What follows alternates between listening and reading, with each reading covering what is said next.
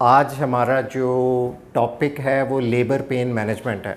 तो इसमें हम थोड़ा सा जनरली सारा कुछ कवर करेंगे एंड देन कुछ मिथ्स हैं, कुछ रॉन्ग बिलीव्स हैं मुख्तलिफ़ चीज़ों के बारे में, उसके बारे में कुछ मैं बताऊंगा और फिर आपके जहन में कोई क्वेश्चंस होंगे तो उसके हम आंसर्स करेंगे। ठीक है, सो स्टार्ट हम करेंगे कि लेबर पेन क्यों होती है और किस वजह से, क्या चेंजेस आप में आती हैं जिसकी वजह से पेन शुरू होती है, और क्या मेथड्स हैं लेबर पेन को हम मैनेज करने के लिए, क्योंकि सिर्फ एपिड्यूरल ही नहीं है, वो तो और भी चीज़ें हैं, बट हम डिस्कस करेंगे कि कौन सी इफ़ेक्टिव हैं, कहाँ प्लस माइनस है, गिव एंड टेक कहाँ पे है।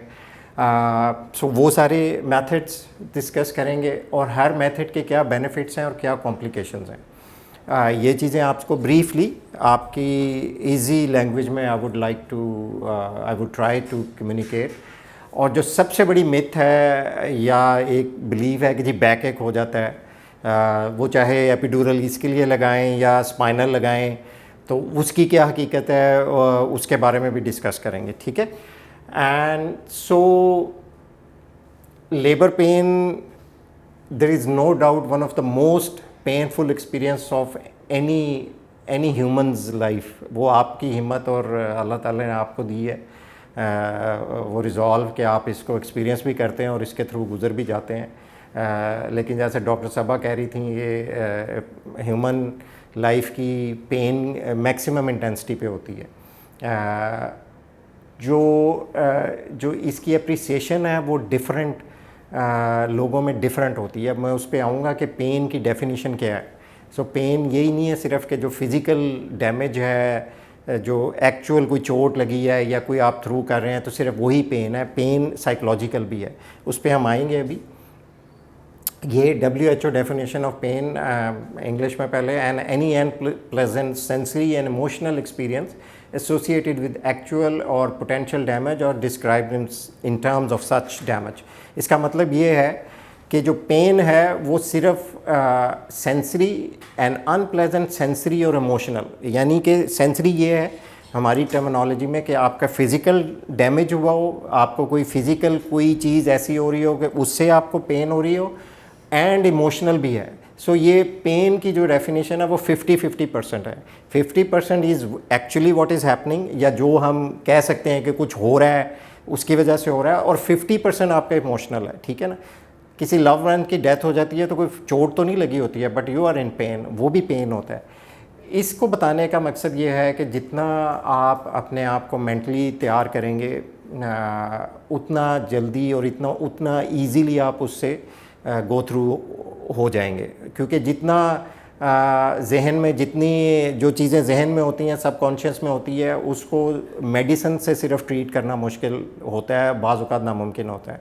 So it is very important, और इसी वजह से आप जो ये बैठे हैं थोड़ा सा प्लस पॉइंट आपके लिए होगा, थोड़ा सा आप एज पे होंगे कि आपने ये सारी चीज़ें देख ली हैं, मेंटली आप लोग ज़्यादा प्रिपेयर्ड होंगे। ठीक है, सो ये वो चेंजेस हैं जिसकी वजह से आपको पेन होता है। मैं थोड़ा समझिए, ये आपका नॉर्मल कन्वेचर है, और जब आपकी प्रेगनेंसी शुरू होती है तो स्पाइन आप में ज़्यादा इसमें कर्व बढ़ना शुरू हो जाता है, और जो आपका वेट बेरिंग जो पहले यहाँ होती है वो आगे को मूव कर जाती है, क्योंकि आप इस तरह मूव कर रहे होते हैं। ठीक है, इसलिए सारा आपका जो स्ट्रेच है और जो सारा ज़ोर है वो आपके ये इस तरफ आया होता है। ठीक है, इसी वजह से आपकी जो बाद में बैक एक्स होती हैं या होती हैं, उस पे हम आएंगे, उसमें एक वजह ये भी होती है। तो ये जैसे जैसे ये चेंजेस बढ़ती हैं और जब वो प्रोसेस शुरू होता है तो आपको पेन का प्रोसेस ये शुरू होता है। ठीक है, बैक एक का जो इशू है उसमें भी उसकी पैथोलॉजी भी ये है कि ये चेंजेस आप में आती हैं, इसलिए आप में उस पर एंड में हम कमेंट करेंगे आप एपिड्यूरल लें या ना लें। बहुत सी प्रेगनेंसी के दौरान या बाद में बैक एक हो जाती है, उसकी वजह यही होती है कि ये वो चेंजेस होती हैं जिससे जो प्रेगनेंसी में आती हैं। ठीक है, ये स्टेज वाइज है। जब पेन शुरू होती है तो आपके ऊपर से ये बैक पे ये L1 2 3 ये सेगमेंट है और ये सेगमेंट नीचे होता है, और फिर ये आहिस्ता आहिस्ता आहिस्ता जब सेकंड स्टेज और एंड में आता है तो आपको सबसे ज़्यादा पेन जो है वो नेक्स्ट में मैं दिखाता हूँ। पहले यहाँ पे होती है, यहाँ से शुरू होती है, और नेक्स्ट स्टेज में ये आपको मैक्सिमम पेन जो है वो इस स्टेज पे इन एरियाज़ में आपको मैक्सिमम पेन फील होती है। ठीक है, किसी को कहीं जब मुझे आगे रोकना भी हो तो you can ask me questions, या उस वक़्त कोई समझना है आप मुझे कर सकते हैं। ये ग्राफिकल है, ये ज़्यादा आपके लिए नहीं है, लेकिन वही पेन की इंटेंसिटी इसी तरह सेकंड स्टेज में आहिस्ता आहिस्ता आहिस्ता बढ़ती है। कभी ये जो पहली स्टेज है कभी लंबी हो जाती है, कभी छोटी हो जाती है, और ये वाली स्टेज भी depending on your second pregnancy है, थर्ड है, पहली है, ये सारी चीज़ें वेरी कर सकती हैं। ये ज़रा थोड़ी सी थ्योरेटिकल है। अच्छा जी, अब हम अपने उस पे आते हैं कि पेन मैनेजमेंट फॉर लेबर और डिलीवरी हमेशा से बड़ा सेंसिटिव पॉइंट रहा है, बड़ा डिस्कशंस वाला पॉइंट रहा है। मरने मारने पे भी लोग तैयार हो जाते हैं, और ये आज से नहीं है, हज़ारों सालों से चल रहा है और आज भी चल रहा है। सो उस पर हम आएंगे। ये कॉन्सेप्ट हैं कि जी बर्थ एक नॉर्मल प्रोसेस है।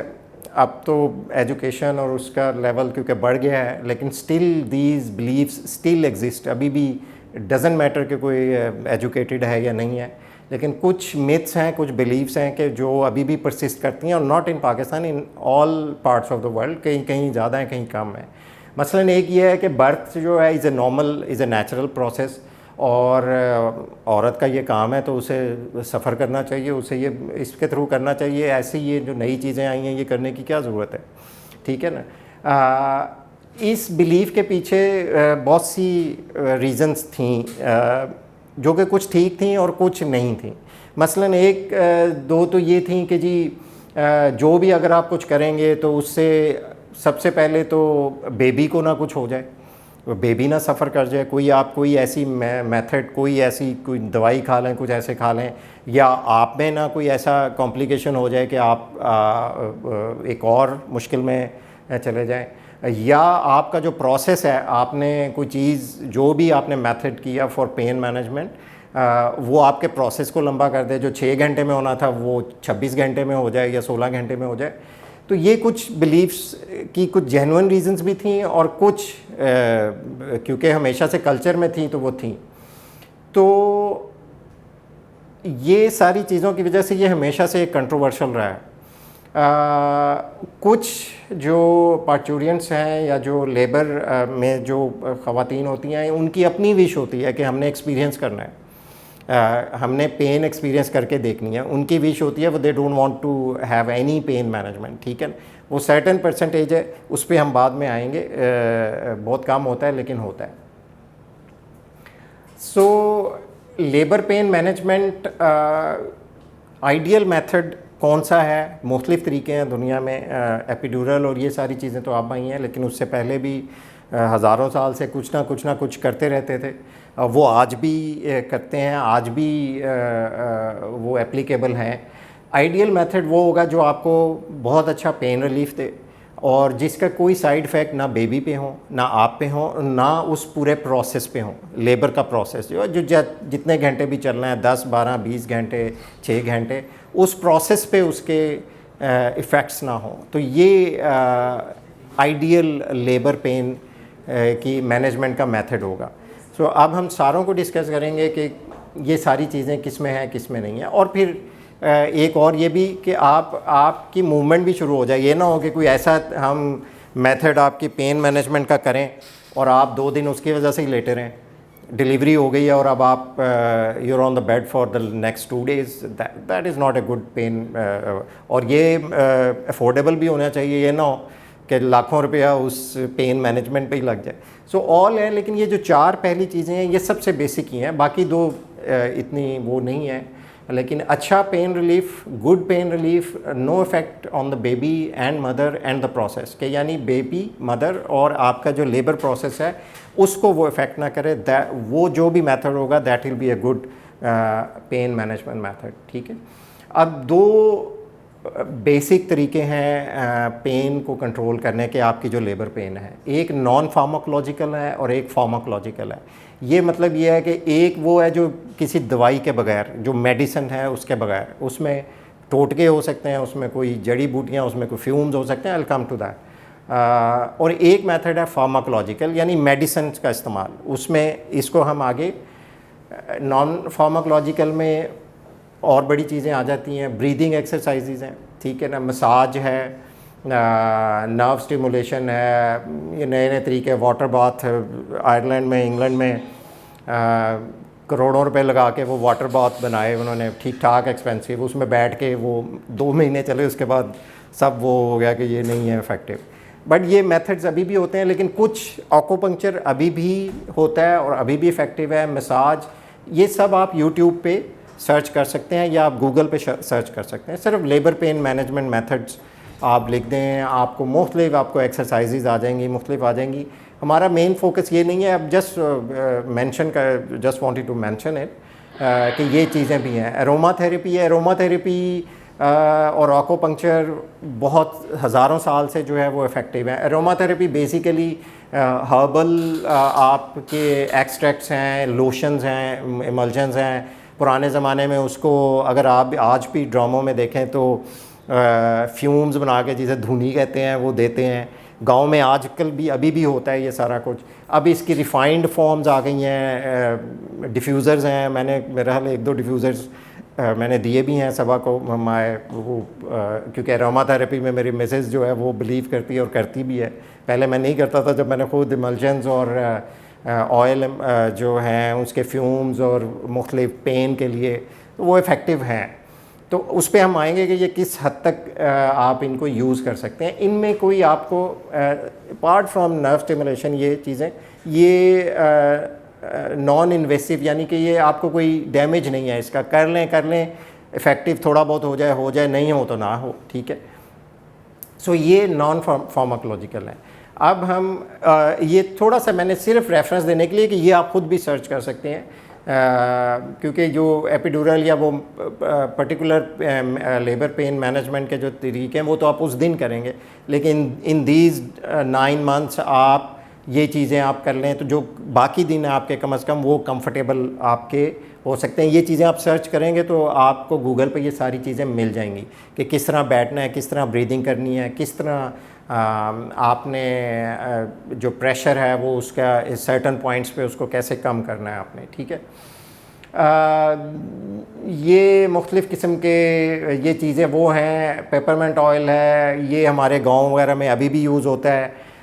जैस्मीन है, कैपोडिया, ये लेवेंडर, वेलर, ये सारी चीज़ें अब इनके आपके पास डिफ्यूज़र्स हैं, वो भी आप यूज़ कर सकते हैं। इसका इफेक्ट कितना है वो हम आके अभी डिस्कस करते हैं in the next. Breathing exercise, let's take these non pharmacological methods के जो ये ब्रीदिंग एक्सरसाइज है, मसाज है, नर्व स्टिमुलेशन, फला चीज़ें, ये जो हमारे क्राइटेरियाज थे 4, उनमें कहाँ होते हैं। ये इनका कोई इफ़ेक्ट बेबी पे नहीं है, मदर पे नहीं है, प्रोसेस जो आपका लेबर है उस पे नहीं है, बाकी चीज़ों पे नहीं है, सस्ते भी हैं, लेकिन ये क्या गुड पेन रिलीफ देते हैं? ये नहीं देते। ये आपकी पेन इंटेंसिटी को कम कर देंगे, लेकिन आपको कंप्लीट पेन रिलीफ नहीं देंगे। गोल्ड स्टैंडर्ड पेन रिलीफ का जो है वो आज आके एपिड्यूरल पे ही होता है, लेकिन उससे पहले इट्स अप टू यू कि ये आपको कितना, जैसे मैंने कहा कि इट्स ऑल योर, आप जो नए लोग आए हैं उससे पहले हम पेन को डिफ़ाइन कर चुके हैं कि pain is not just a physical experience, it's also emotional experience as well. आ जाइए आज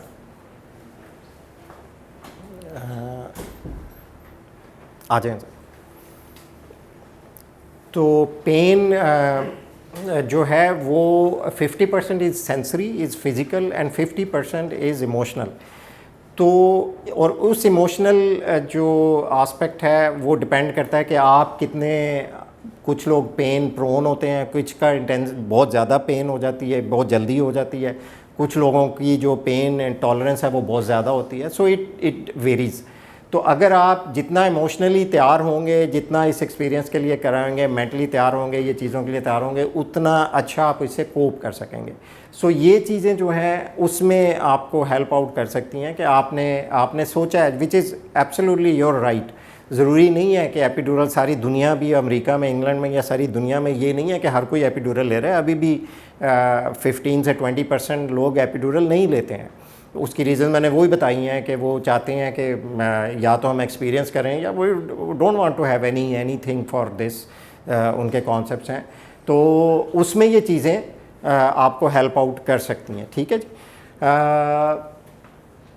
अब हम आते हैं फार्माकोलॉजिकल, जो मेडिसिन्स के यूज़ से, दवाइयों के यूज़ से हम जो मेथड्स कर सकते हैं लेबर पेन में। उसमें एक तो आती हैं मेडिसिन्स, एक आती हैं गैसेस, और फिर एक गोल्ड स्टैंडर्ड वो आता है कि जी एपिड्यूरल वो आता है। ठीक है, अब हम इनको डिस्कस कर लेते हैं वन बाय वन। मेडिसिन्स जो यूज़ होती हैं वो, अगर आपने मॉर्फिन सुना हो, उसके डेरिवेटिव्स हैं पैथिडीन, रेमिफेंटानिल, फेंटानिल, इस तरह की और चीज़ें हैं। इनसे पेन आपका 100% तो नहीं, but very strong, they are very strong painkillers. हम इनको अपने जो सर्जरी के प्रोसीजर्स होते हैं उसमें भी देते हैं, लेकिन इनके साइड इफ़ेक्ट्स भी हैं। इनके वॉमिटिंग हो जाती है, आपको नोज़िया शुरू हो जाता है, और अगर बहुत ज़्यादा दे दें तो बेबी पे भी इसके इफ़ेक्ट्स हो सकते हैं, क्योंकि जो एक बैरियर होता है बेबी और मदर के दरमियान, उसको ये क्रॉस करता है। तो इसलिए ये मेडिसिन्स हम बहुत रेयरली यूज़ करते हैं जहाँ पे आप एपिड्यूरल या वो नहीं ऑप्ट करना चाहते।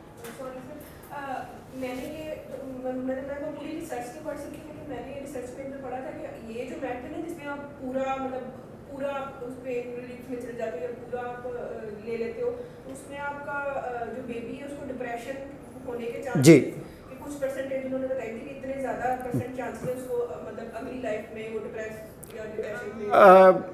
उसी वक्त ये, इसलिए मैंने यही आपको एक्सप्लेन किया। इवन जब आपकी डिलीवरी होती है ना, जब आपका सिजेरियन सेक्शन होता है और जनरल एनेस्थीसिया में होता है, जब सिजेरियन नहीं देते, तो हम, क्योंकि ये मेडिसिन तो आपको पेन किलर हमने देनी होती है, तो ये हम तब देते हैं जब बेबी डिलीवर हो जाता है, जब आपका बेबी आउट हो जाता है तो फिर हम ये देते हैं। तो इसलिए यही मैंने आपको बताया कि ये हम बहुत कैलकुलेटेड और तब देते हैं कि एपिड्यूरल मसलन आपने लिया था, वर्क नहीं किया फॉर एनी रीज़न, उस पर हम आएंगे, या आपने ऑप्ट ही नहीं किया था और आखिर में आपकी हिम्मत जवाब दे गई, तो अब आपने कहा कि हमने कुछ तो करना है, तो फिर हम ये केयरफुल होके हम दे सकते हैं, देते हैं। लेकिन ये नहीं है कि जितनों में देंगे तो हर बेबी में डिप्रेशन हो जाएगा। अब हमें जी जी जी ये इवॉल्व हुआ, क्योंकि शुरू में जब बहुत ज़्यादा दे दिया तो बेबी को रेस्पिरेटरी डिप्रेशन अरेस्ट हो गए, वो हो गए। फिर आहिस्ता आहिस्ता उसकी डोजेज़ कम होती गई, फिर जितनी रिसर्च होती गई उसकी डोजेज़ अब पता चल गई कि अच्छा अब हमें इतनी डोज में देना चाहिए तो मदर और बेबी को इफ़ेक्ट नहीं होगा। ठीक है, अब मसला ये होगा अगर हम कम में देंगे तो आपकी पेन फुली नहीं होगी, थोड़ी बहुत हो जाएगी, लेकिन ये हेल्प कर देते हैं आपको अंडर सर्टन सर्कमस्टांसिस जहाँ आपने एपिड्यूरल नहीं लिया, कुछ आपने गैस ली, कुछ साथ में ये दे दिया, कुछ प्लस माइनस कुछ करके, तो थोड़ा बहुत काम चल जाता है। इससे कितनी पेन रिलीफ होती है, 50%, 40%, 30%, इट डिपेंड्स। ये आपकी पेशेंट जो स्ट्रॉन्ग होंगे, जिनको पेन ज़रा कम होती है, उनको 70% रिलीफ हो जाएगा, 60% हो जाएगा। जो नहीं होती, और बाय द वे ये लेबर एक ऐसा एक्सपीरियंस है कि ये आप किसी के लिए फ़िक्स नहीं कर सकते कि मुझे हमेशा कभी पेन नहीं हुई तो आज भी नहीं होगी। सो ये अल्लाह ताला की तरफ से है, प्रोसेस है आपकी, जैसे मैंने पहले कहा आप लोगों की हिम्मत है, सारा इसके से गुज़रते हैं, तो ये चीज़ें सारी हेल्प आउट कर देती हैं। बट पेन इटसेल्फ बहुत कम रिलीव होती है, वो उसकी परसेंटेज वेरी करती है। ठीक है, दूसरी जो चीज़ यहाँ पे अभी इतनी नहीं है, वो गैसेस अवेलेबल हैं फॉर सम रीज़न, अब सबा नहीं है, लेकिन वो एंटोनॉक्स बाहर तो हम ये अभी भी यूज़ होती है। ये गैस होता है ऑक्सीजन और नाइट्रस का, जो कि आप इनहेल करते हैं, और जब ये एनेस्थीसिया डेवलप हो रहा था, it took almost 125 years, may be more than that. उसमें अब मूवीज़ भी हैं, जब क्वीन ऑफ इंग्लैंड को डेंटल एक्सट्रैक्शन के लिए जब सारी चीज़ें ये 70-80 साल में डेवलप हो गई, और जब उसका डिस्प्ले होना था और जब उसको दिया तो उसकी डेथ हो गई। तो फिर 100 साल के लिए रुक गया। तो ये हिस्टोरिकल चीज़ें हैं, बट दीज आर, ये एंटोनॉक्स इज़ स्टिल अवेलेबल, यहाँ पे भी अवेलेबल है। अगर आपने ऑप्ट नहीं किया एपिड्यूरल का फॉर और एनी अदर मेथड, तो आपको ये गैस देते हैं which you take deep inhale करते हैं और 15-20 सेकेंड्स के बाद इसका इफ़ेक्ट होता है, ठीक है। इस पे हम आते हैं कि कितना कैसे करते हैं ये, वो अभी मैं आपको उसमें दिखा देता हूँ। तीसरी चीज़ है एपिड्यूरल लोकल एनेस्थेटिक। वो फिर इवेंचुअली एक गोल्ड स्टैंडर्ड है कि जिसमें कुछ और काम नहीं कर रहा था, अब आपने एपिड्यूरल कर लिया है। उस पर भी हम आते हैं कि क्यों, आपके भी क्वेश्चन होंगे कि जी वो फ़लाँ जगह लगा तो काम नहीं किया, फ़लाँ का डॉक्टर नहीं ठीक था, ये हो गया वो हो गया, तो उसके आंसर्स हम आपको देते हैं अभी, ठीक है। सो अगेन वही pethidine, morphine, remifentanil, fentanyl, good pain relief plus minus, labour पे बहुत ज़्यादा दे दिया तो वॉमिटिंग और वो सारा शुरू हो जाएंगे। इसलिए ट्राई हम करते हैं कि अवॉइड करें, लेकिन यूज़ कर सकते हैं। अगर आपने सोचा हो विच इज़ योर राइट कि मैंने नहीं एपिड्यूरल लेना, तो हम ये ऑप्ट कर सकते हैं, ठीक है। इसके साथ आपको गैस दे सकते हैं। गैस जो है वो ये इसी तरह आप इनहेल करते हैं, या तो वो ऊपर वाला मास्क होगा या ये डिवाइस होगी, इससे आप डीप इनहेल करते हैं और 10 से 15 से 20 सेकंड तक आप आप इनहेल करते हैं और इसका इफ़ेक्ट कोई 30 सेकंड्स 45 सेकंड्स में शुरू होता है, ठीक है। ये आपका मोमेंटरीली आपका वो जो पेन है उसको कम थोड़ा सा कर देता है, ठीक है। इसके साइड इफ़ेक्ट ये हैं, अगर आप 2-4 घंटे इसको लेते रहें तो थोड़ा सा लाइट हेडेड हो जाएंगे, थोड़ा सा नौजिया भी हो जाता है, बाज़ों का डिज़ी हो जाता है, but not in everyone. Again अभी पाकिस्तान में थोड़ा सा इसको कंजर्वेटिव यूज़ होता है। इसकी मैं हिस्टोरिकल बैकग्राउंड, ये एपिड्यूरल पे भी है। ये जब शुरू हुआ तो सबसे पहली जो लड़ाई शुरू हुई वो एनेस्थेटिस्ट और गायनोकोलॉजिस्ट में शुरू हुई। उन्होंने ब्लेम करना, जो मैं I am talking about 80s, late 70s और 80s जब ये डेवलप हो रहा था, कि जी ये तो हमारे लेबर को कर देता है, ये सिजेरियन सेक्शन कर देता है, ये आपकी जो डिलीवरी है उसके प्रोसेस को लंबा कर देता है। वो आहिस्ता आहिस्ता आहिस्ता इन द नेक्स्ट 15-20 ईयर्स वो सारी चीज़ें एड्रेस हो गई।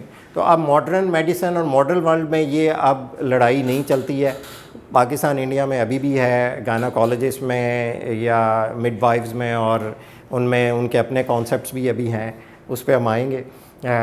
तो लेकिन जनरली मॉडर्न मेडिसिन और डेवलप वर्ल्ड में ये चीज़ें एड्रेस हो चुकी हैं, क्योंकि अगर ये सारे क्योंकि वहाँ पे लिटिगेशन बहुत ज़्यादा है, अगर ये चीज़ें वहाँ होती हैं और लिटिगेशन पे चले जाए, इसलिए ये नहीं है कि वो कोई अल्लाह की तरफ से उधर रहम है कि लोगों पे कि वो गलत प्रैक्टिस नहीं करते। They have to go by book कि लिटिगेशन, आपको पता है मसलन एनेस्थीसिया में अगर मैंने दांत तोड़ दिया यहाँ अपना एनेस्थीसिया करते हुए, तो हम दांत दे देंगे।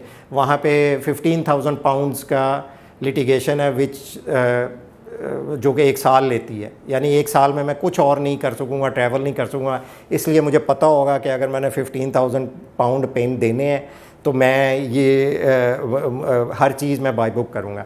तो ये जितनी डेवलपमेंट हुई है सारी इसकी साइड इफ़ेक्ट्स की, एपिड्यूरल की, स्पाइनल की, इसकी एक वजह ये भी थी कि लिटिगेशन पहले बहुत ज़्यादा हुई और फिर जब वो आहिस्ता आहिस्ता आहिस्ता इवॉल्व होता गया तो ये रिफ़ाइन होता गया, डोजेज़ रिफ़ाइन होती गई, उसकी कॉम्प्लिकेशंस कम होती गई और ज़्यादा रिसर्च होता गया, तो वो सारी चीज़ें एड्रेस होती गई, ठीक है।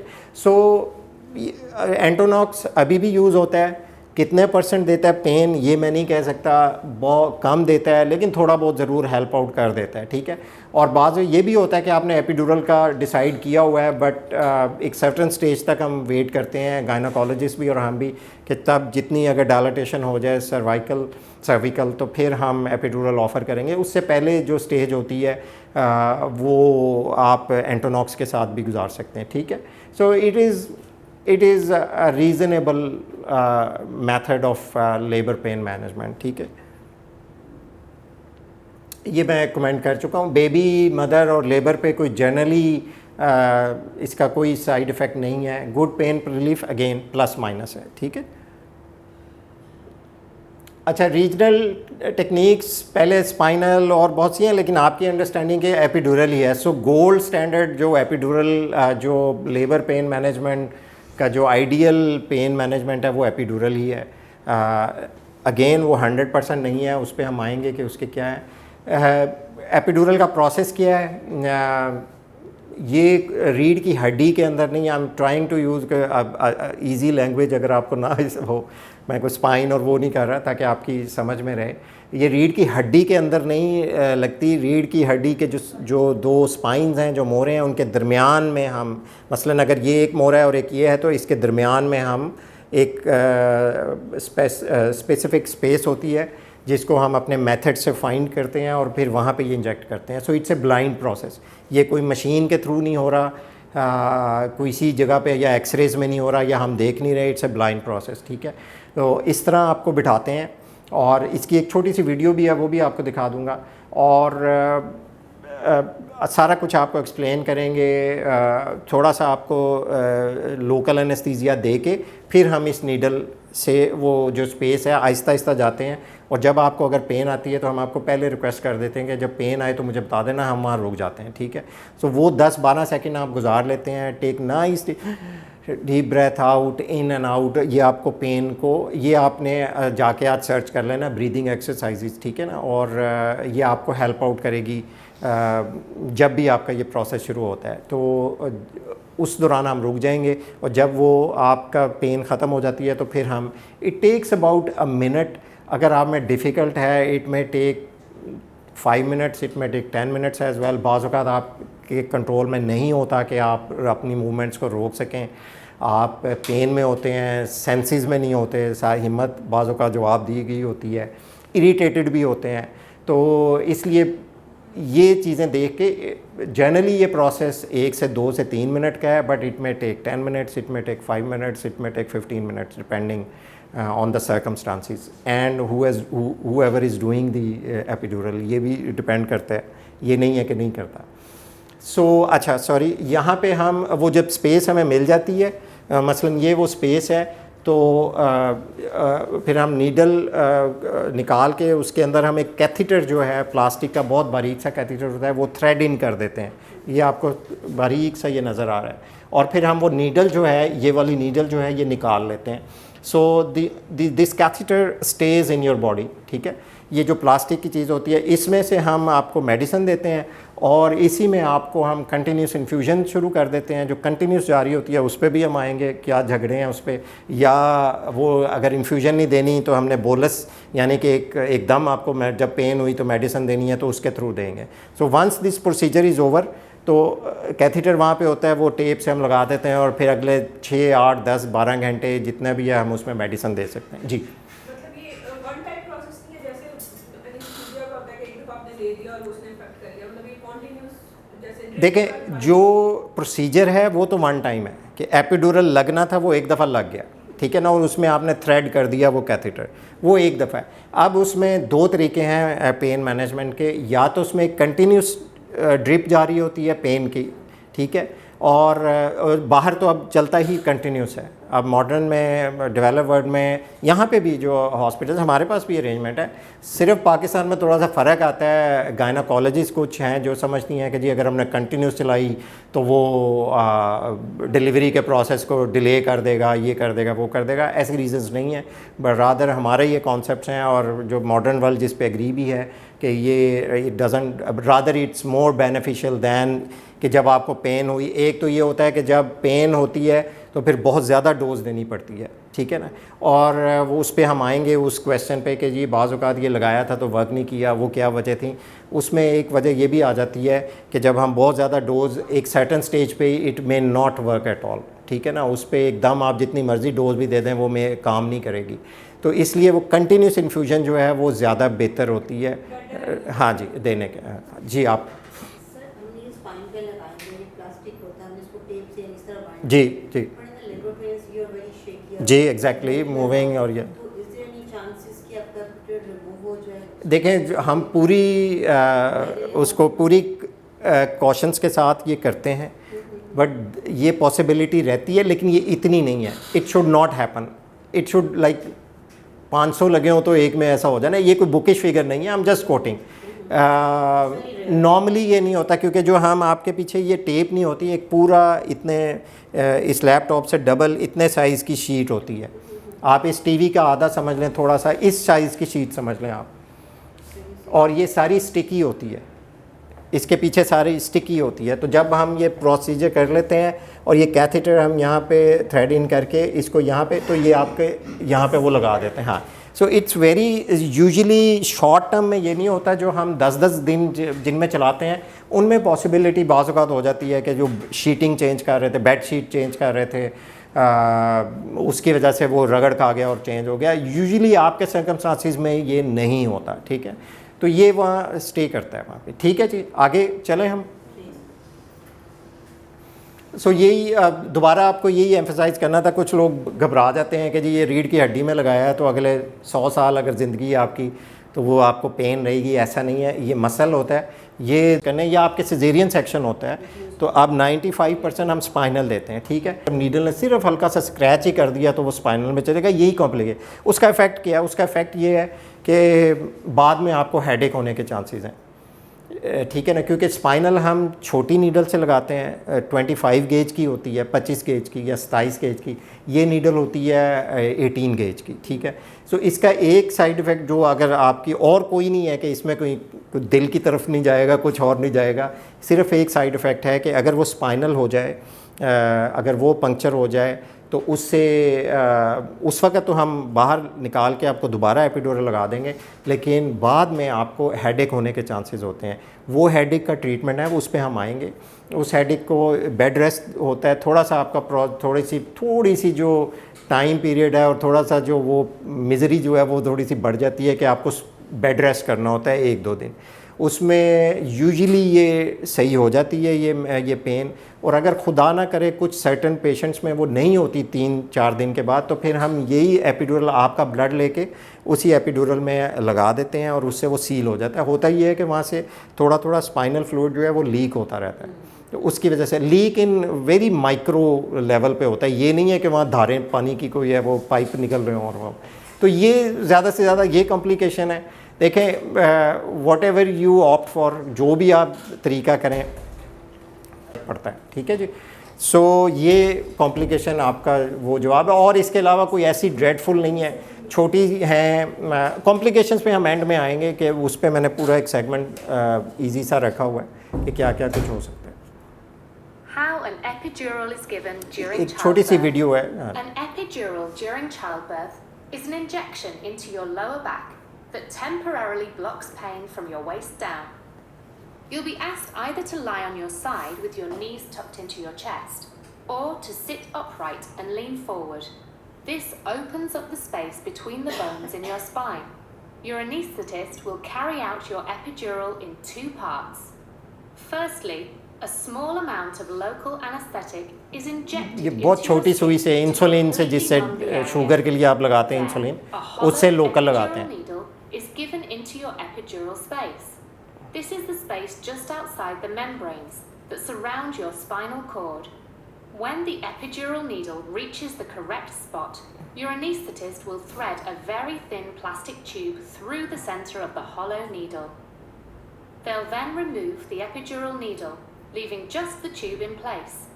The tube will run from inside your epidural space to the outside of your body. It's secured using adhesive tape and used by your anaesthetist to give you medicines for pain relief when you need them. Your anaesthetist may also attach a pump to the tube, so you can top up your pain relief when needed, and sometimes you'll be able to control this yourself. When you no longer need pain relief, the tube will be carefully removed and the area covered with a plaster. सो ये patient controlled analgesia जो है ये अभी available नहीं है। ये जो अभी बता रही थी कि पंप आपके हाथ में दे देते, पाकिस्तान में ये नहीं है।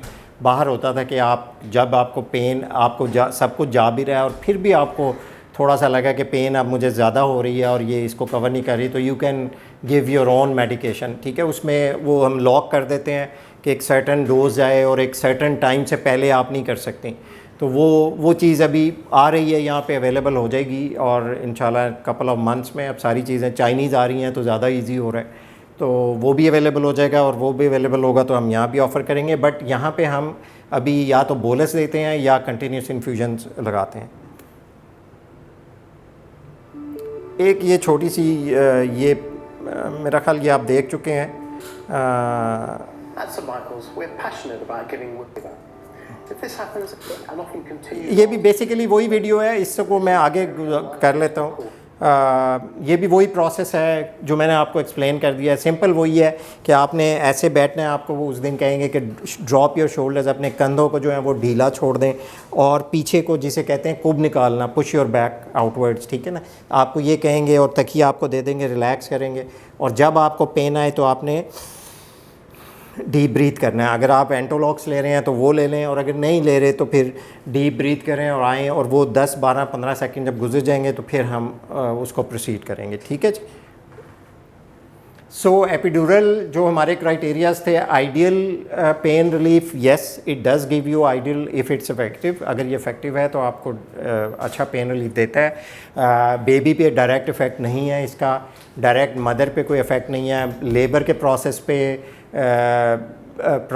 अगर हम जो हमारी अब कैलकुलेटेड डोजेज़ हैं और उसके मुताबिक दें, शुरू में जब ये एपिड्यूरल आया तो क्योंकि लोग ज़्यादा डोजेज़ देते थे तो उससे लेबर प्रोलॉन्ग होना शुरू हो गई। अब हम बहुत उसकी जो डोजेज़ हैं वो over the period of time वो रिफ़ाइन हो गई हैं, कम हो गई हैं, तो हम उन डोजेज़ पे देते हैं, तो डायरेक्ट इसका लेबर पे इतना डायरेक्ट इफ़ेक्ट नहीं है, ठीक है। अगर कोई बहुत ज़्यादा डोजेज़ दे देता है, कोई दे देता है, वो दैट इज़ अनदर थिंग, ठीक है। लेकिन अब जनरली जहाँ पे भी लगते हैं, अब ये साइंस है पूरी और इसके सारे क्राइटेरियाज़ और इसके प्रोटोकॉल सारे होते हैं, डोजेज़ होती हैं, तो जनरली उसको फॉलो किया जाता है, और ये इसके कोई डायरेक्ट वो उतने साइड इफ़ेक्ट्स नहीं हैं। एम्बुलेशन आपकी जल्दी हो जाती है, 4-6 घंटे आपकी लेग्स में भी थोड़ा सा आपकी हैवी रहती हैं, बाज़ औक़ात 2 घंटे, 3 घंटे, 4 घंटे, उसके बाद योर नॉर्मल। कॉस्ट इफ़ेक्टिव भी है, कोई इतना महंगा नहीं है, ऐसा नहीं है कि कोई लाखों रुपए आपके लग रहे हैं। तो generally epidural is a good pain relief. अच्छा जी, एपिड्यूरल के एडवांटेजेस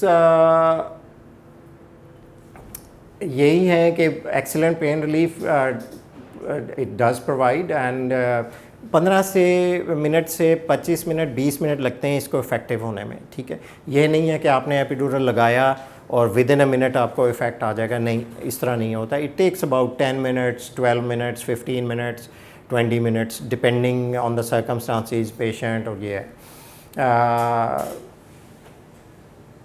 2 तरीके अगेन, या बोलसिस देंगे। बोलस ये होता है कि आपको जब पेन हो तो हम जाके एक बड़ी सी डोज जो है वो दे दें। उसमें शुरू में जब एपिड्यूरल हुआ तो फिर यही करते थे, लेकिन जब ये इन्फ्यूजन पम्प्स आ गए और इस पर रिसर्च हुई तो ये सारा कंक्लूजन ये था कि अगर आप कंटिन्यूस दें तो आपको कम डोज देनी पड़ती है और पेन आपकी सर्टन कंट्रोल में रहती है, रादर दैन कि आपकी ये ग्राफ चल रहा था, थोड़ी सी पेन हुई, आपने थोड़ी सी मेडिसिन दी और वो फिर इस पे आ गया।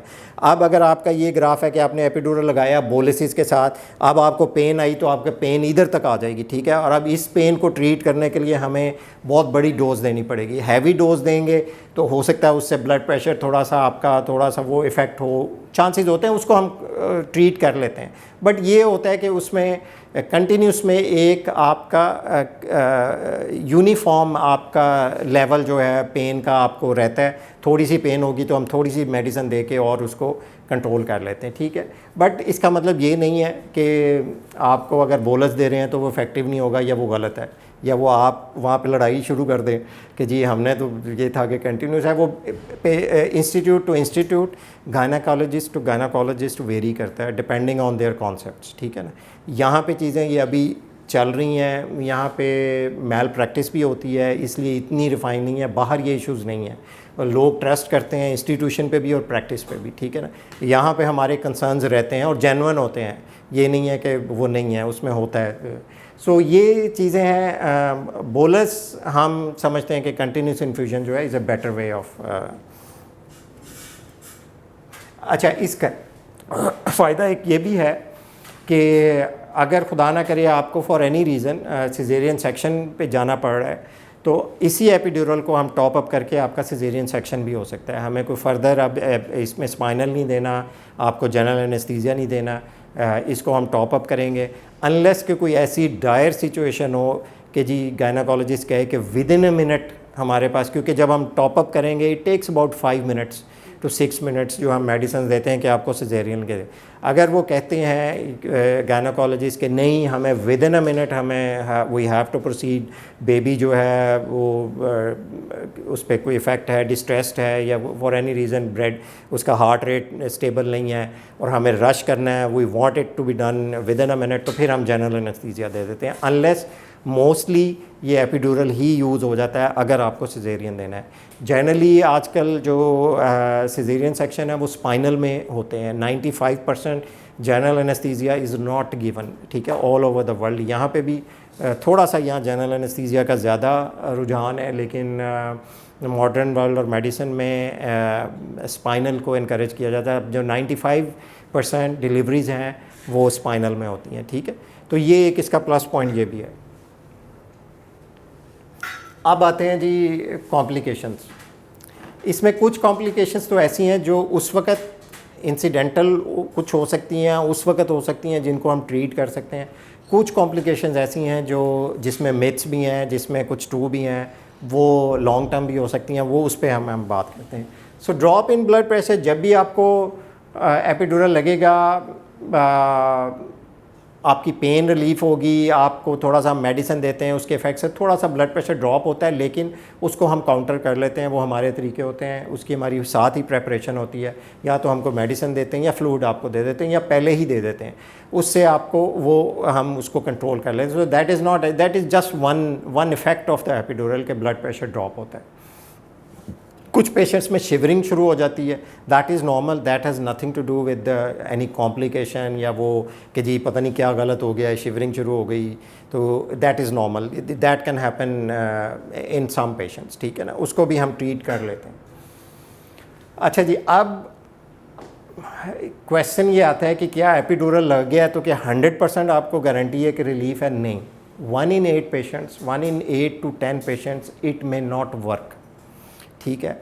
उसकी मुख्तलिफ वजूहत हैं, उसमें ये भी डिपेंड करता है, ये भी हो सकता है कि ठीक ना लगाओ, that is a minor reason, ठीक है ना।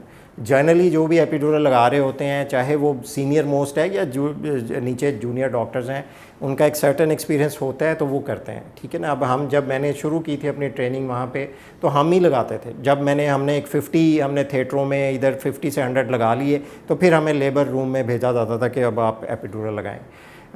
तो यहाँ पे भी यही सिचुएशन है, क्योंकि एपिड्यूरल जब चाहिए होता है तो ये can not wait for an hour कि जी अब कोई घर से चले और सिर्फ एपिड्यूरल लगाने आए। तो जो भी टीम होती है, और हम तभी अलाउ किसी भी हॉस्पिटल में एपिड्यूरल को तभी अलाउ करेंगे अगर वो दे आर कंफर्टेबल कि जी ये जो भी हमारी टीम है वो एपिड्यूरल लगा सकती है या नहीं लगा सकती।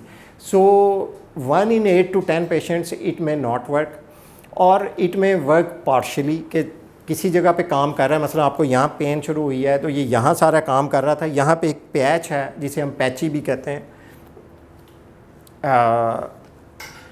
वहाँ पे ये काम नहीं कर रहा, यानी आपको सारा पेन रिलीफ मिल रहा है, लेकिन जब वो पेन आती है तो यहाँ आपको शदीद पेन होती है, ये पैची।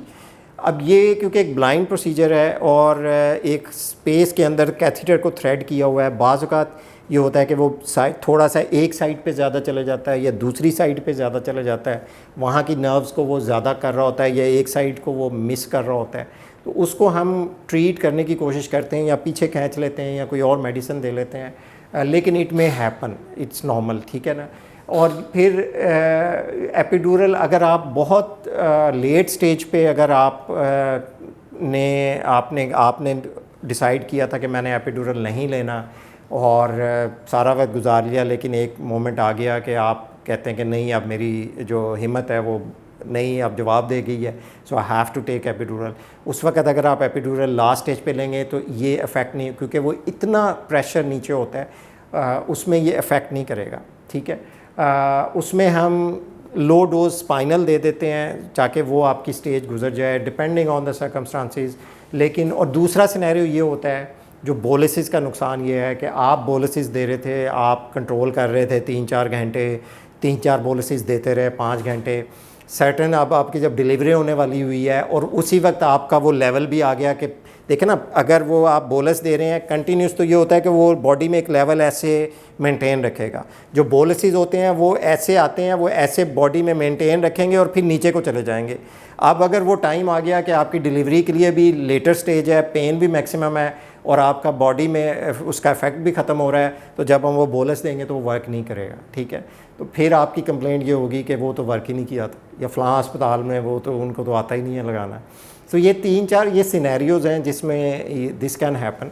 तो वो वर्क जी फिर ये जिसमें आप कह रहे हैं कि मतलब लेटर स्टेज में डिसाइड किया तो उस टाइम ये इफेक्ट होगा, तो ये अब हमें कैसे पता चलेगा कौन सी स्टेज पे हमें ले लेना चाहिए? नहीं, ये अब 2 सिनेरियोज़ हैं। या तो आपने एंटीनेटल क्लिनिक्स में आपने पहले डिसाइड किया हुआ है कि आपने एपिड्यूरल लेना है, तो वो तो फिर आपको बताएंगे। और दूसरी सिनेरियो ये है which is absolutely your right, again and again मैं फिर ये कह रहा हूँ कि वो ये ज़रूरी नहीं है कि epidural he end of world है। अगर आपने डिसाइड किया है, आपने कहा नहीं मैंने लेना, फॉर एनी रीज़न, जो भी आप की रीज़न्स हैं, फैमिली हैं, फ़लाँ हैं, ये हैं, इन लॉज की हैं, लड़ाइयाँ हैं, ये है, सास को बड़ा होता है ना कि हम एनकाउंटर साडा मुंडा जड़ा वो ना ख़राब हो जाएगा। The most educated has given this comment, PhD थी वो। मेरा तो ये जो होता है ये तो पता नहीं क्या हो जाएगा, क्या उन्होंने अल्फाज मुझे नहीं आ रहा। सो फॉर एनी रीज़न, या आपने डिसाइड किया हुआ है कि मैंने नहीं करना, और आप एक सर्टेन स्टेज पे आप डिसाइड कर लेती हैं कि नहीं अब मैंने लेना है, तो वो फिर उसकी डायलिटेशन पे हम डिसाइड करते हैं कि आपको मसलन अगर 6-7 पे तो हम एपिड्यूरल दे देंगे, 8 पे भी दे देंगे, दे के भी देख सकते हैं, हो सकता है इफेक्ट हो जाए। और अगर ना हो तो फिर हम, अगर अब बहुत ही लास्ट स्टेज है, वो फिर हमें गायनाकोलॉजिस्ट हमें गाइड करती है कि ये या करता है कि जी ये इतनी डायलिटेशन हो गई है बिल्कुल, may be next 15 minutes, may be next half an hour on an hour, तो उसके मुताबिक फिर हम स्पाइनल दे देते हैं, तो वो आपको हेल्प आउट कर सकता है। मेरा एक क्वेश्चन, स्टैंडर्ड क्या है कि वो स्टैंडर्ड आपने नहीं डिसाइड करना। हाँ, आपने अपनी ज़िंदगी को, आपने ये अपने back of the mind stress नहीं रखना। और अगर आपने डिसाइड किया कि मैंने नहीं लेना, तो अब आप इस मुश्किल में नहीं अपने आप को रखना। वो अगर वो आप जब आपकी हिम्मत जवाब दे दे, यू कैन डिसाइड इट, ठीक है ना। Then it's up to us, फिर ये हमारी सर्विस है कि हमने आपको फैसिलिटेट कैसे करना है। आप एक वो कर नहीं सकती, that is a technical issue. और वो हम असेस करते हैं, वो सर्विकल डायलिटेशन जो होती है उससे हमें वो गायनाकोलॉजिस्ट करती हैं कि अब ये 6 हो गई, 7 हो गई, 8 हो गई, 9 हो गई। 8 और 9 इज़ द लास्ट स्टेज, ठीक है। तो उस वक्त आप you are ready to deliver, तो फिर हम करते हैं उस पर कि हमने क्या करना है, ठीक है ना। अगेन इट मे हैपन कि आप कुछ भी करें और इट मे नॉट वर्क, ये दुनिया में होता है। मतलब इसका कहने का मतलब ये है कि ये 100% गारंटी आपको नहीं दे सकते दुनिया में कहीं पे। ये जो स्टैट्स हैं, ये जो फिगर्स हैं, ये UK और अमेरिका के हैं, ठीक है। तो ये कि 1 in 8 और ये सारी चीज़ें हैं, तो ये दीज थिंग्स कैन हैपन, ठीक है। लेकिन जो आपका क्वेश्चन है वो हमारे, फिर उसे हम पे छोड़ दें कि हम कैसे आपको फैसिलिटेट कर सकते हैं, ठीक है। टेम्परेरी लेग वीकनेस वो 4-6 घंटे में ठीक हो जाती है। खुदा ना करे जो 1 in 100,000, मैं इसलिए नहीं ज़्यादा बताता कि वही ज़्यादा आपके ज़हनों पे सवार रहेगी कि 1 लाख एपिड्यूरल लगे तो एक में, और उसकी मुख्तलिफ रीज़न हो सकती हैं कि वो परमानेंट लॉस हो गया। 1 in 200, 2 लाख एपिड्यूरल लगे तो एक में परमानेंट। ये ऐसे ही है कि आप कहें मैंने अब रोड ये क्रॉस करनी है, तो मुझे क्या स्टैट्स हैं कि ये रोड जो है मैं ज़िंदा गुजार लूँगी। तो आपको कोई यही कह सकेगा ना कि जी अब 2 लाख बंदे ये क्रॉस कर चुका है, तो 2 लाख के बाद एक एक्सीडेंट हुआ था। तो इट्स लाइक तो वो कॉम्प्लिकेशंस ऐसी हैं, गॉड फॉरबिड खुदा ना करे किसी में हो तो उसका इलाज है। उसमें फ़ौरन आप MRI होता ही है कि अगर वो फॉर एनी रीज़न कोई उनका ब्लड थिनर्स ले रहे थे, कुछ ले रहे थे, कोई हीमाटोमा हो गया, वहाँ पे ब्लड कलेक्शन हो गई, लीकेज कुछ हो गया, कुछ ऐसे हो गया, तो उसमें वो परमानेंट लॉस, वो जैसे ही अगर होना शुरू हो तो हमें वो एक वार्निंग साइन होता है, हम फ़ौरन MRI कराते हैं और उसका ऑपरेट करके उसको ठीक कर देते हैं, ठीक है। सो अब ये डेवलप हो गई हैं सब चीज़ें। अगर मसलन ये नमनेस है, आपको स्पाइनल लगा या एपिड्यूरल लगा और वो 4-6 घंटे के बाद नहीं ठीक होती, तो फिर वो एक वार्निंग साइन होता है, वो हम फिर उसमें फ़ौरन MRI कराएंगे, but it's very rare, it's very very very rare, ठीक है। हेडेक अगेन 1 to 10 in 100 ये हेडेक के चांसेस, वही जो मैंने आपको सिनेरियो जो पहले बताया था कि अगर वो नीडल जिस स्पेस में हमने जाना था उसमें नहीं, उससे थोड़ी सी अगली स्पेस में चले जाए तो वो स्पाइनल हो जाता है। और उससे क्योंकि वो बड़ी नीडल होती है, यूजुअली हम स्पाइनल जो है बहुत बारीक गेज होता है 27 गेज का, ये 18 गेज का होता है। थोड़ा सा टेक्निकल आपकी समझ में आएगा, लेकिन नंबर से आप रीजनिंग कर सकते हैं। उसकी वजह से वो क्योंकि स्क्रैच वो जो लेयर है उसमें ज़्यादा होता है तो हेडेक के चांसेस उसमें ज़्यादा होते हैं। और अगेन मैंने बताया अगर वो हो जाए हेडेक तो उसमें आपको जो बेस्ट ट्रीटमेंट है उसका बेड रेस्ट है, लॉट ऑफ फ्लूइड्स, कॉफ़ी आप पिएँ और फिर कुछ पेन किलर जो है वो हम आपको सजेस्ट करते हैं वो आप लें, और 1-2 से 3 दिन के अंदर ये हेडेक जो है वो ट्रीट हो जाती है 80 से 90% पेशेंट्स में। जिन पेशेंट्स में अगर नहीं हुई और 3 दिन के बाद भी वो अगर वो लिंगर ऑन कर रही है तो फिर हम आपको रिक्वेस्ट करेंगे बुला के, आपका ब्लड लेंगे 20 ml के करीब, और उसी एपिड्यूरल, उससे ऊपर एपिड्यूरल स्पेस में उसी प्रोसेस के थ्रू वहाँ पे हम इंजेक्ट कर देंगे। वो जो ब्लड है वो वहाँ पे एक लेयर बना देता है, वो जहाँ से भी जो माइक्रो लेवल पे जो लीकेज हो रही है वो उसको सील कर देता है, और वो आपकी 99.9% वो भी हेडेक ठीक हो जाती है। अगर कोई फिर भी नहीं हो और फिर तो उसमें दोबारा 2 दिन के बाद वो प्रोसेस कर दें तो वो उसको वो हो जाता है, but it's not a long standing, ये वो नहीं है। अच्छा जी, ये तो वो कॉम्प्लिकेशंस हैं जो मैनेज हो जाती हैं। जो सबसे ज़्यादा हाँ, वो ये मैं पहले वॉजन वर्किंग जस्ट बिफोर डिलीवरी, वो मैं पहले आप पे कमेंट कर चुका हूँ कि अगर डिलीवरी के बिल्कुल करीब होगा तो एपिड्यूरल में not work for certain reasons, या देर से लगा था, या वो बोलस लग रहे थे, या वो थोड़ा सा पैची हुआ था और वो नहीं काम किया, तो ये this thing can happen. Caesarean में अगर नहीं काम कर रहा, नहीं पूरी तरह कर रहा, तो फिर हम वो स्पाइनल लगा देंगे या जनरल एनेस्थीसिया दे देंगे, बट वो कोई इतना बड़ा इशू नहीं होता। अच्छा जी, जो सबसे बड़ी जो इल्ज़ाम एपिड्यूरल पे और स्पाइनल पे और ख़ास तौर पे हमारे कल्चर में वो सबसे ज़्यादा वो है बैक एक, कि आपको आपके 10 किलोमीटर दूर रिश्तेदारों में या 10,000 किलोमीटर दूर रिश्तेदारों में लगा था 40 साल पहले, तो उसको हेडेक हो गई तो आपने कहना है कि जी वो स्पाइनल या एपिड्यूरल की वजह से ये हेडेक हुआ। तो ऐसा उस पर अब पूरी रिसर्च हो चुकी है। उस पर हम एंड में एक पूरा सेक्शन है वो मैं करूँगा। प्रोलॉन्गेशन ऑफ लेबर, यानी लेबर का प्रोसेस आपको लंबा कर दे, वो भी मैंने आपको बता दिया कि usually it's not a complication of epidural. जितनी डोजेज़ में अब हम जो में करते हैं उसमें अनलाइकली होता है कि ये उसको, और ये पूरी रिसर्च है फॉर द लास्ट 20-30-35 ईयर्स जिस पे ये अप्रूव हो चुका है कि ये उसको डायरेक्टली इफेक्ट नहीं। अगर ये ऐसा होता तो फिर हमारे से बहुत पहले मॉडर्न मेडिसिन में जहाँ लिटिगेशन बहुत ज़्यादा है ये पहले ही वाइप आउट हो चुका होता है। ठीक है जी। नर्व डैमेज बहुत रेयर है, वो मैं आपको 1 in 100,000, या आपने एपिड्यूरल लगाया तो आपका फुट नम हो गया, ये बहुत रेयर कॉम्प्लिकेशंस हैं। ये यूजुअली ये नहीं होती हैं ऐसी। ये बहुत मेनिंजाइटिस, ब्रेन की इन्फेक्शन लेयर्स की, क्योंकि वो सारी लेयर्स नीचे जा रही हैं, अगेन ये बहुत रेयर है, 1 in 100,000, इट्स एक्सट्रीमली रेयर। वही जो मैंने आपको मिसाल दी है ये वही वाली है कि फिर आप बाय एयर भी ट्रैवल नहीं करेंगे, उसके स्टैट्स जो हैं इससे बहुत ज़्यादा डेंजरस हैं।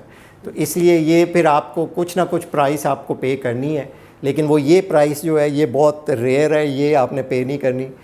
मोस्ट लाइकली हेडेक के जो होते हैं या ब्लड प्रेशर ड्रॉप हो गया, वर्क नहीं किया, एक साइड पे किया दूसरे पे, ये सर्टन ये चीज़ें हो सकती हैं। ठीक है।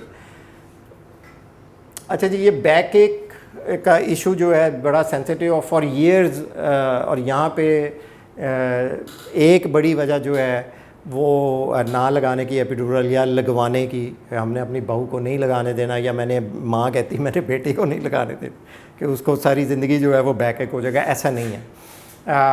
बाय द वे जो क्रॉनिक बैक एक्स होती हैं उसका इलाज भी हम एपिड्यूरल से, अब मैं एपिड्यूरल कई पेशेंट्स को लगाता हूँ जो जिनको अनकंट्रोल्ड पेन साइटिका है, जब हमें रेफ़र करते हैं तो हम उनको एपिड्यूरल उसमें लोकल एनेस्थेटिक्स लगाते हैं।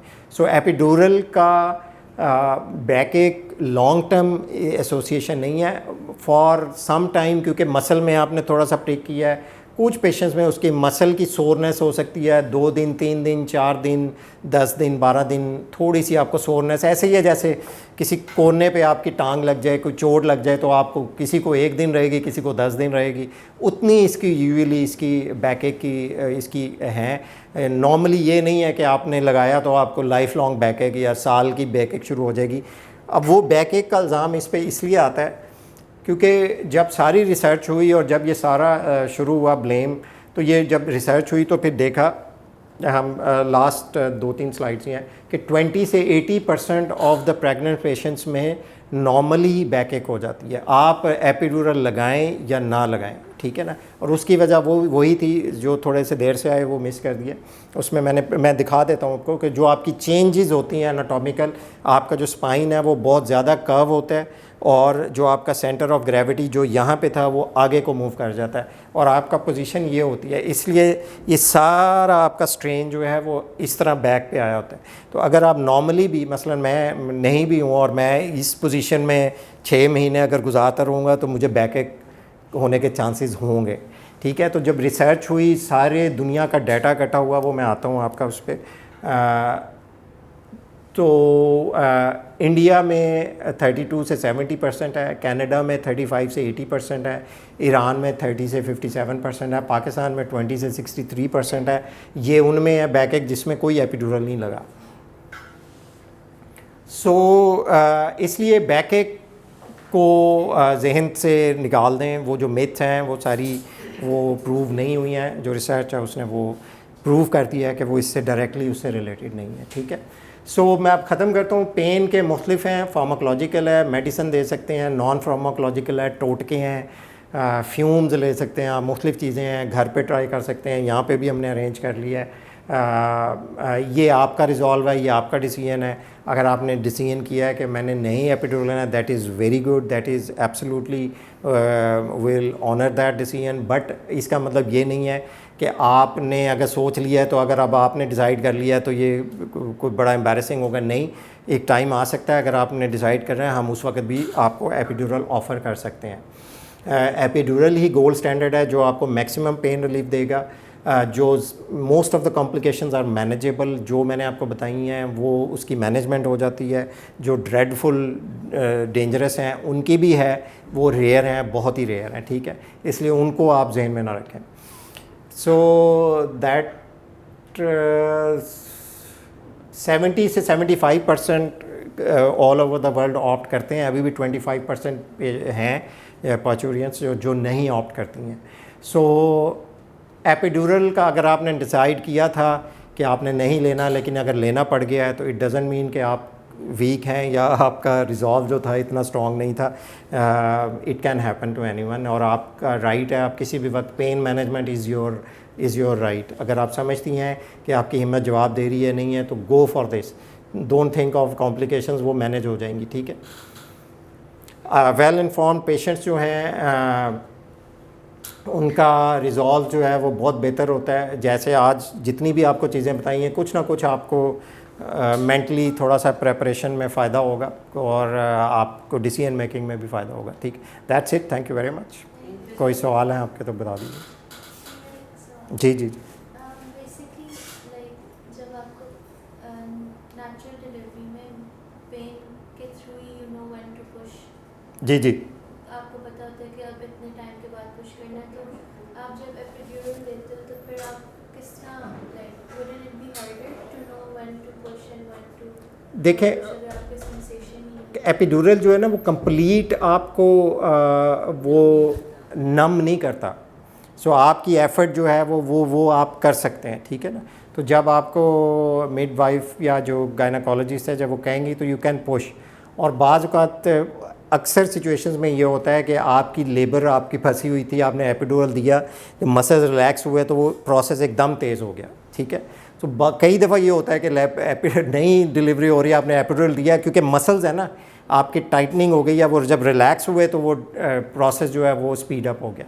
तो वो आपकी वो जो पुश करने वाली या वो डिलीवरी का प्रोसेस जो है वो उससे अफेक्ट नहीं होता है।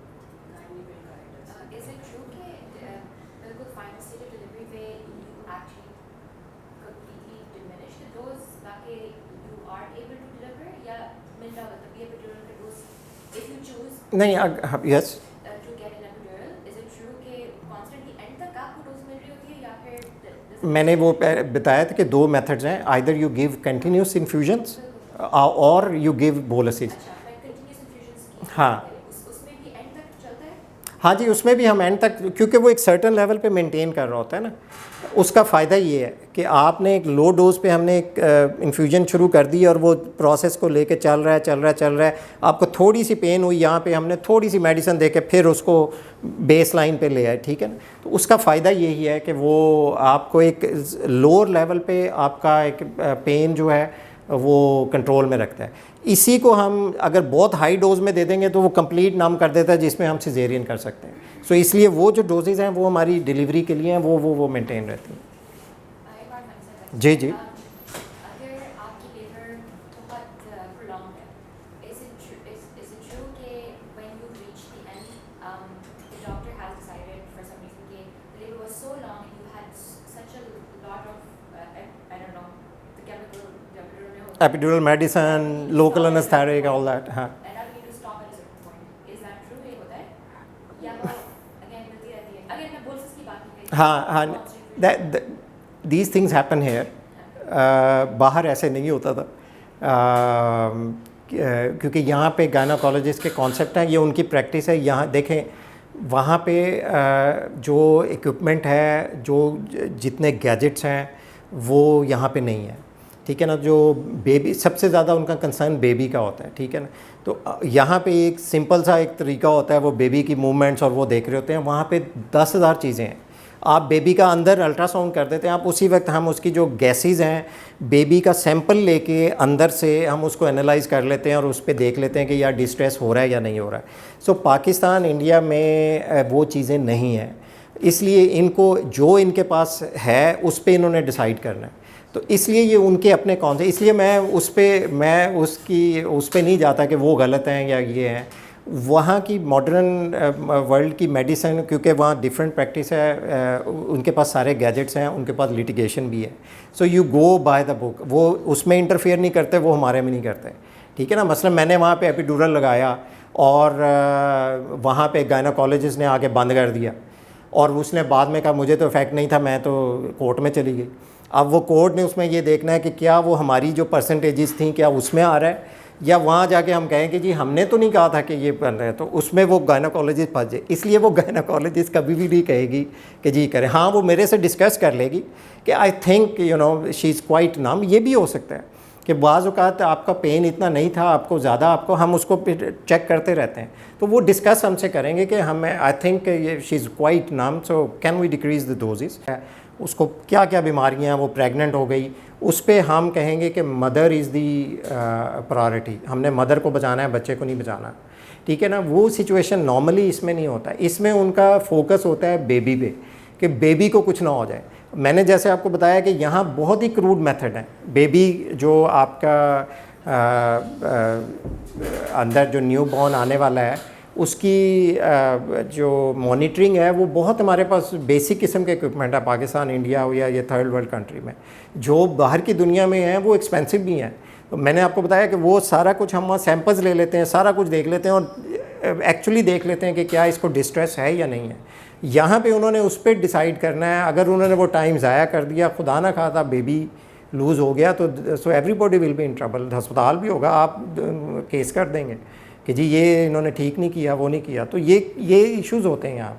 तो इसलिए उनका जो फोकस है वो ये नहीं है कि वो आपको वो चाहती हैं कि आपका वो पेन ये कर लें, ये नहीं है उनकी इंटेंशन। उनकी इंटेंशन होती है कि हमने बेबी और मदर दोनों को सेफ़ रखना है। जो उनके पास रिसोर्सेज हैं उन्होंने उस पर डिसाइड करना है। तो इसलिए ये नहीं है फोकस खुदा ना खासा कहीं भी कि जी नहीं कि जी इसको तो पेन करना चाहिए, क्यों नहीं कर रही है, तो ऐसी बात नहीं है।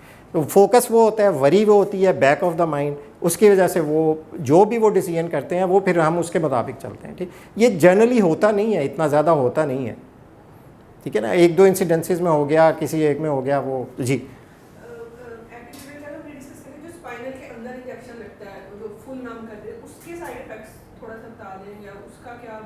स्पाइनल का फ़ौरन स्पाइनल का एक इफ़ेक्ट ही है जो कि वो हेडेक वाला है कि वो हमने स्मॉल नीडल के साथ भी लगाया।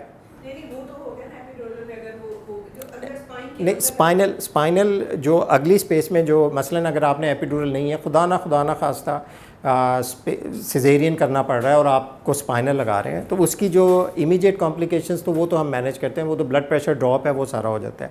जो उसकी लॉन्ग टर्म जो हैं वो वही हैं, वो ख़तरनाक वाली, वो भी वेरी वेरी रेयर।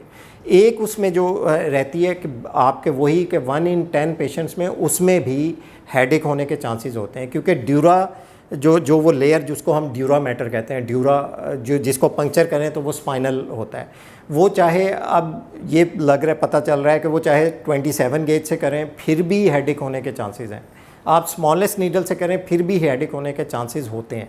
तो वही उसकी कॉम्प्लिकेशन, और इससे ज़्यादा कोई ड्रेडफुल वो नहीं है। वो जो रेयर वाली हैं वो मैंने आपको बताया, वो those are very very rare.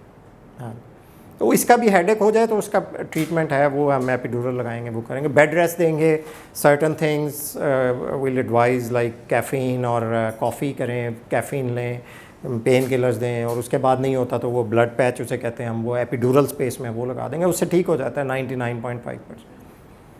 Ji.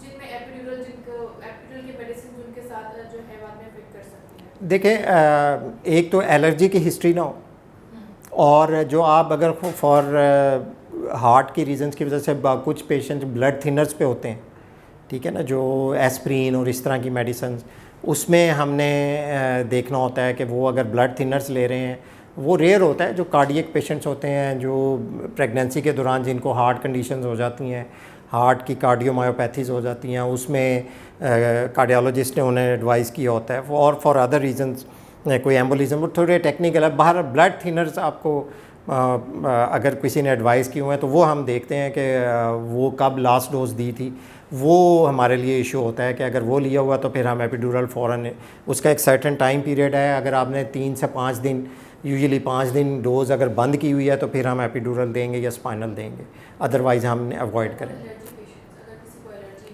Allergy देखें, लोकल एनेस्थेटिक है, लोकल एनेस्थेटिक उसमें जाता है, अगर उसमें हिस्ट्री है लोकल एनेस्थेटिक की तो फिर हम अवॉइड करेंगे, और वो भी हम टेस्ट डोज दे के देख सकते हैं, स्किन में टेस्ट डोज दे के देख सकते हैं। बाज़ औक़ात बहुत ज़्यादातर, जैसे मेरी मिसेज़ है, उसने कहा वो यूएस में 2 दफ़ा उसने कहा जी मुझे डेंटल का लगा तो रिएक्शन हो गया लोकल एनेस्थेटिक। अच्छा, जो मैंने उसकी हिस्ट्री ली तो मुझे लगा ये अप्रोप्रिएट लगाया ही नहीं था उसको, और पेन इतनी थी कि वो शिवरिंग और वो और चीज़ें, या वॉमिट शुरू हो गए या वो हो गया, तो मैंने उसको टेस्ट डोज देके देखी, नहीं हुआ, और बाद में हमने लोकल एनेस्थेटिक में एक छोटा सा प्रोसीजर भी हुआ तो उसको नहीं हुआ। तो ये हिस्ट्री डिपेंड करता है, but if you give the history हम उसे ट्रस्ट करते हैं, चाहे वो गलत दे या सही दे, और हम फिर उसको वेरीफाई कर सकते हैं। अगर हमें सीरियस कंसर्न होगा तो नहीं देंगे। Usually it's very very rare कि आपको लोकल एनेस्थेटिक से हो एलर्जी, और अगर हो, एक पेशेंट मैंने देखा था तो उसमें हम स्किन में टेस्ट दे के वो देख सकते हैं, और अगर फिर भी हमें कोई कंसर्न हो तो फिर हम नहीं कर देंगे उसको, फिर will help with other methods, pain killers और वो उससे, ठीक है। लेकिन ये रेयर है, ये सिनेरियो रेयर है। ठीक है जी, थैंक यू वेरी मच जी, माय प्लेजर।